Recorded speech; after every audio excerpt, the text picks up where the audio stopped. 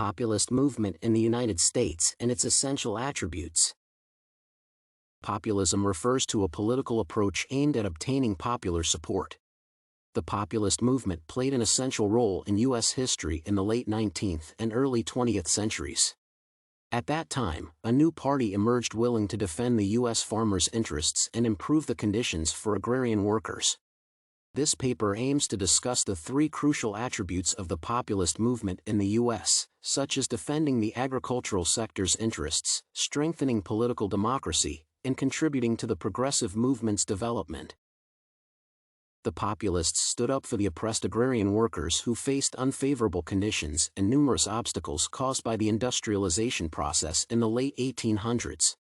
The populist movement began in response to growing debt rates of independent farmers and onerous loan terms set by the banking elite and led to the formation of the People's Party in 1891.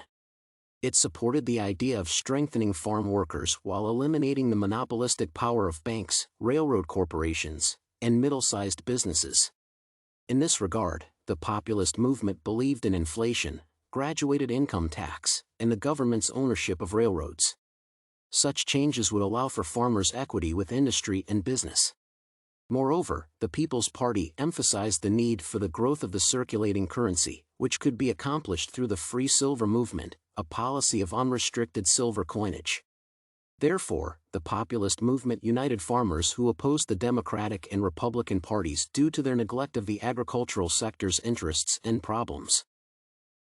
Another essential aspect attributed to the populist movement is strengthening political democracy. The People's Party served as a mobilizing factor for people to engage in political activity and develop democracy. In particular, the populists believed in direct U.S. Senate elections.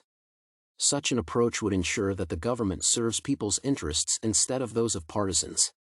In addition, the graduated income tax would prevent the establishment of aristocracy in the United States. The combination of the two policies would increase the producing class's economic and political power.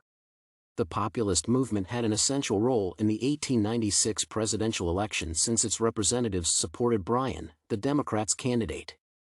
Later, the People's Party merged with the Democratic Party but remained rather influential in politics.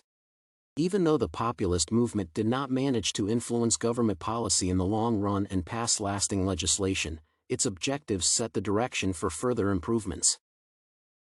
Finally, the populists can be considered critical in the development of the progressive movement.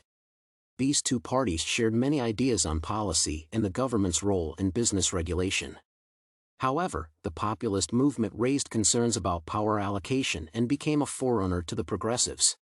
They took over the goals and values of populism, such as private industry regulation and support for the U.S. agricultural and working classes. Therefore, the movement was important for the establishment of the progressives' ideas.